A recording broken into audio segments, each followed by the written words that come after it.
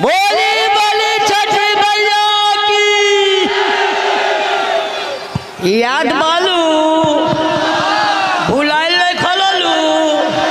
हाँ 2 नंबर, हाँ 2 नंबर पर है लमटेरिया जल भी आई हमने के खानदानी पुरल का हो तो पुरल का भुलाए के नहीं खे बाबू। एकरा के ध्यान करे लोगी। हाँ नंबर याद रहे के चाहिए। ठप्पा लागे तो वही जा लागे, लागे तो जगह पर लागे। ट्रेबल दी ट्रेबल होटल जल्दी लू हमने पढ़ुआ आदमी है।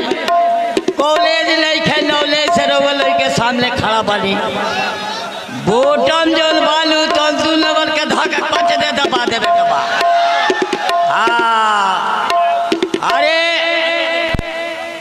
जहिया खेसारी के ए बाबू बना दे बोलो विधायक वो जिले से अपन क्षेत्र बन जाए लाए।